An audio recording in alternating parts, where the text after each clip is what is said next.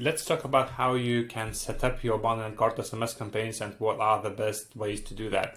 So first of all, before we start doing that, let's go to our presentation. And just to remind you, we're going to use a strategy where we send abandoned cart messages via cheaper channels first, and then with slightly more expensive messages afterwards. So in our case, we have to set web pushes and emails to go first, and then SMS messages. And it's easy to do. You just have to set right timings. And now I will show you how to do that. So let's go back to our dashboard and click on Remarket Visitors who abandoned the cart and click Activate and SMS. You will be redirected directly to SMS messaging campaigns. We have 3 messages in total available there, so you can activate all of them. You can activate only one of them. It's completely up to you. I would recommend to activate all 3 messages first, and then in a week or 2 come back and check results in reports, where you will have possibility to see, like, how many messages you sent, what ROI you got out of those messages, so to decide which messages works for you best. But first thing what you have to do here when you are inside abandoned cart SMS campaigns, set right timings.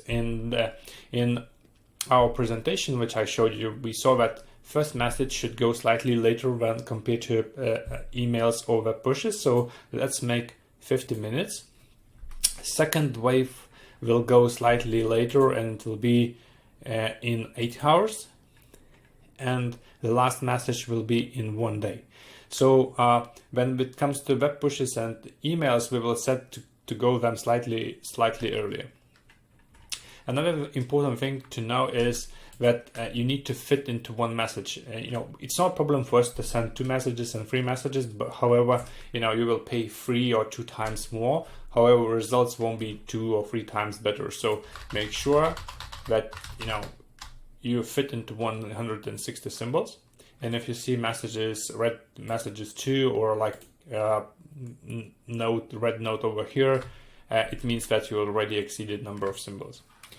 Another thing what's important, you have to make sure that you use your brand name inside message. It can be at the beginning of your message, it can be in the middle of your message, it doesn't matter. It has to be there, because usually when we send SMS messages, they go from unknown numbers, from dedicated shortcodes in the United States, and people don't know from whom they received that message. So brand name should be there, so they know exactly from whom they received that message.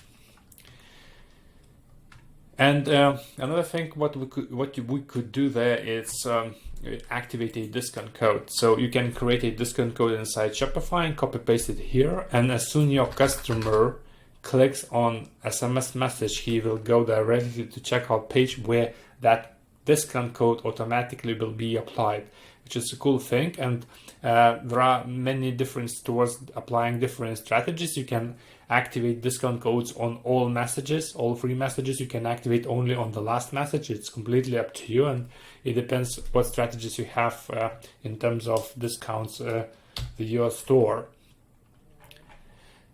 I think that's that's it. If you have any questions, just don't hesitate to ask us. We have 24 hours support, which will be more than happy to help you.